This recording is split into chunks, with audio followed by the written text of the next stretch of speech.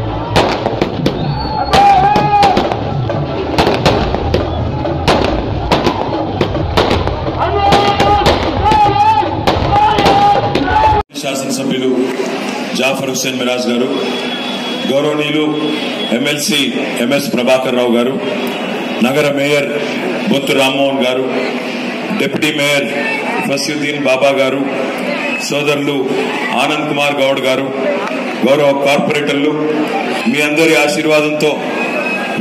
ఆశీర్వాదంతో కాబోయే సికింద్రాబాద్ పార్లమెంట్ సభ్యుడు తమ్ముడు ఈరోజు ఉగాది పండుగ సందర్భంగా పెద్ద ఎత్తున విచ్చేసిన మా అక్క చెల్లెలందరికీ, మరి పండుగ రోజు కూడా విచ్చేసిన మీ అందరికీ ముందుగా హృదయపూర్వకంగా ఉగాది శుభాకాంక్షలు కూడా నేను తెలియజేస్తా ఉన్నాను. भाइयों और बहनों, मैं आप तमाम लोगों से 2-4 चीज आपके सामने रखने में यहाँ पे आ गया। पहली बात यह है कि आज तेलंगाना रियासत में केसीआर साहब ने पिछले 5 साल कैसे काम किया, कैसे आपका खिदमत किया, ये आप ही के आंखों के सामने है। आज ऑल इंडिया मजलिस इत्तेहादुल मुस्लिमीन पार्टी से और असद भाई से और मजलिस पार्टी से इस बात पे है कि हमारे माइनॉरिटी भाई बहन यहाँ पे, हिंदू भाई बहन और सारे गरीब, चाहे कोई भी मजहब के हो, कोई भी कौम के हो, कोई भी जात के हो, हर कोई यहाँ पे खुश रहे, एक भाईचारे के साथ, एक अमन के साथ, एक खुशहाली जिंदगी यहाँ पे तेलंगाना में आम शहरी का हो, इसी बात पे आज हमारी दोस्ती कायम हुई। पिछले 5 सालों में हमने एक दूसरे की मदद की। हर इलेक्शन में, चाहे जीएचएमसी हो, फिर बाद में हो हमारे असेंबली इलेक्शन या अभी ये पार्लियामेंट इलेक्शन, हम साथ साथ हैं। आप तमाम लोगों से मैं एक बार सोचने के लिए गुजारिश करता हूँ, केसीआर साहब ने कभी भी पिछले 5 सालों में गरीब को मजहब के नाम पे अलग करके नहीं देखा, इंसान को इंसानियत के तरीका देखा, इंसान के तरह देखा, गरीब को गरीब की तरह देखा। अगर आज एक गरीब मुसलमान बच्चा इस देश में, आज 5 साल पहले मोदी साहब को 1 साइडेड मेजोरिटी मिल गया, 2080 सीट मिल गए, उनको किसी की जरूरत नहीं थी, पर आज मोदी साहब की मीटर डाउन हो गई।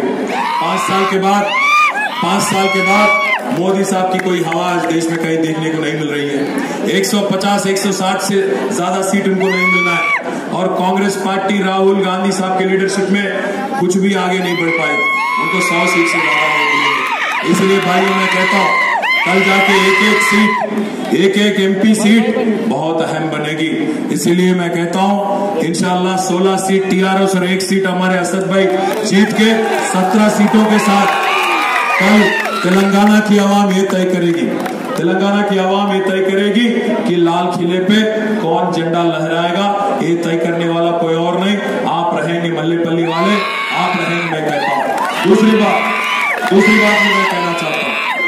बात भी मैं कहना चाहता हूँ 5 साल पहले मोदी साहब जब आए, बोले कि मैं चाय वाला हूँ, चाय पे चर्चा हो जाए। कहा उन्होंने कि मैं गरीब फैमिली से हूँ, मैं दर्द समझता हूँ गरीबों का, इसीलिए मौका दीजिए। देश ने मौका दिया, मुल्क ने मौका दिया, मुल्क की आवाम ने मौका दिया। 5 साल बाद आज मोदी साहब को प्रमोशन मिल गया, चाय वाले से चौकीदार बन गए। 5 साल बाद फिर क्या बनेंगे किसी को नहीं मालूम। आज एक बार आप सोचिए, मोदी साहब अपने आप को चौकीदार मानते हैं, अपने आप को चौकीदार पुकारते हैं, अपने आप को चौकीदार बुलाते हैं। और दूसरे एक शख्स हैं राहुल गांधी साहब, उनको लगता है कि कांग्रेस पार्टी का ठेका है इस देश पे। उनको ये लगता है क्योंकि उनकी नानी ने, उनके पिताजी ने, उनकी अम्मी ने, हर किसी ने इस देश को चलाया। उनको लगता है कि इस देश पे उनका ठेका है, अपने आप को ठेकेदार मानते हैं। तो एक चौकीदार है एक तरफ, दूसरे तरफ ठेकेदार है। भाइयों, मैं आपसे पूछना चाहता हूँ, क्या चाहिए इस देश के आम शहरी को, एक चौकीदार या एक ठेकेदार? मैं तो कहता हूं भाइयों, अगर मुझसे पूछो तो आज अगर कोई चाहिए इस देश को तो एक जोरदार, एक दमदार, एक असरदार, एक वफादार, एक ईमानदार और एक जिम्मेदार लीडर की जरूरत है। केसीआर साहब जैसे लीडर की सख्त जरूरत है। आज आप एक बार सोचिए, पिछले 5 सालों में जब मुल्क ने मौका दिया मोदी साहब को, किया क्या उन्होंने? कहा उन्होंने कि जरूर हम देंगे 2 करोड़ मुलाजिमात हर साल, कुल मिला के 5 सालों में 10 करोड़ लोगों को हम एम्प्लॉयमेंट देंगे, मोदी साहब ने कहा था। उन्होंने एक और बात भी कहा था, जरूर गरीब को 15 लाख रुपया अकाउंट में डाल देंगे। जब बड़े नोट रद्द किए गए, उन्होंने कहा 15 लाख रुपया काला धन निकालेंगे, ब्लैक मनी निकालेंगे। ये चौकीदार निगरानी करेगा, तो हमने भी ये सोचा, हिंदुस्तान की आवाम ने भी ये सोचा कि ये चौकीदार को ना बीवी है ना बच्चे हैं, इसको चौकीदारी का जिम्मेदारी दे दो, ये हिंदुस्तान की चौकीदारी करेगा। किसी ने पैंट दिया, किसी ने शर्ट दिया, हमने टोपी और सीटी दी और आप लोगों ने हाथ में डंडा दिया। मगर अफसोस की बात यह है कि हमारा चौकीदार पूरा फेल हो गया है। उसकी वजह यह है, मेरे दोस्त का एक फार्म हाउस था जो विखाराबाद में था, उसके अंदर एक मर्तबा सुबह फोन आया मालिक को, क्या बोलकर फोन आया कि रात को डाकुएं आए और फार्म के अंदर पूरा लूट कर चले गए। तो हमारे दोस्त वहां पहुंच के चौकीदार से पूछे, बाबा ये वाकया कैसा हुआ? उन्होंने कहा कि 10-12 लोग आ गए थे, मगर मैं बहुत बड़ा मुकाबला करा। तो उन्होंने पूछा कौन सा मुकाबला?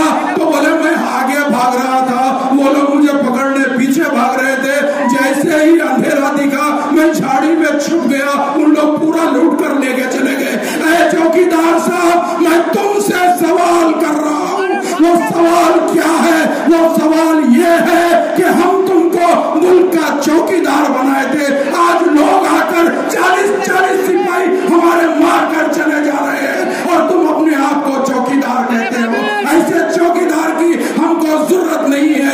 आने वाला टाइम ऐसा है कि बेशक आज लोग कहते हैं कि ये 17 जाएंगे तो क्या कर लेंगे, तो मैं इनसे कह देता हूँ, वो ये है कि 17 की ताकत बहुत बड़ी होती है, वो वक्त दूर नहीं है, ये 17 ही बता देंगे।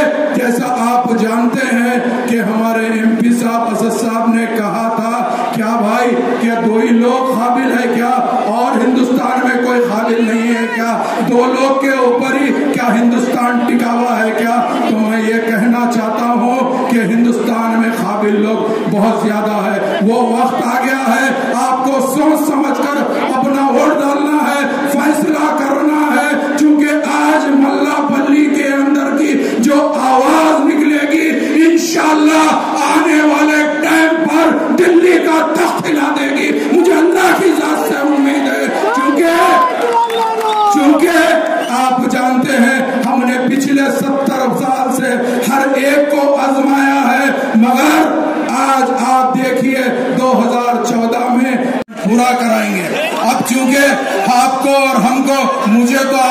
काफी जमाने से सुन रहे हैं और केटीआर साहब को भी सुनते हैं, मगर लाइव सुनने का मजा कुछ और रहता है। ये नौजवान लीडर के स्टाइल कुछ और होता है, क्योंकि जब बच्चा छोटा रहता है, पढ़ता है, तो लोग बच्चे से सवाल पूछते हैं, बेटा आप बड़े होकर क्या बनोगे? कोई कहता मैं डॉक्टर बनूंगा, कोई इंजीनियर बनूंगा। उसी तरह आजकल बच्चों को ख्वाहिश हो गई है, मैं बड़ा होकर बैरिस्टर असदुद्दीन अली बनूंगा या केटी रामाराव बनूंगा। चूंकि कभी भी आपका हमारी सोच ये रहती है कि कोई भी एक बड़े आदमी को देखकर उससे इम्प्रेस होते हैं, और खास तौर से जो बच्चे होते हैं उनका इम्प्रेशन इम्प्रेस अलग तरीके से होते हैं। मगर मैं आज अफसोस के साथ ये कह रहा हूँ कि वो ये है कि हमारे बच्चे बड़े बड़े लोगों को देख के कुछ बनना चाहते हैं, मगर हिंदुस्तान का बड़ा आदमी अपने आप को चौकीदार बोल रहा है। तो आज की जो नस्ल है, जो बच्चे हैं, अगर उनको पूछेंगे, अगर वो ये महसूस करेगा कि मैं बड़ा होकर चौकीदार बनूंगा, तो कितनी बुरी बात है। आज चौकीदार का बच्चा, रिक्शे वाले का बच्चा भी कुछ बनना चाहता है, मगर आज जहां देखो वहां पर मैं केटी रामाराव साहब से ये कहना चाहता हूं, वो ये है कि आज जहां देखो वहां होलसेल में चौकीदार दिख रहे हैं, जिधर मुंडी उठाओ उधर चौकीदार दिख रहे हैं।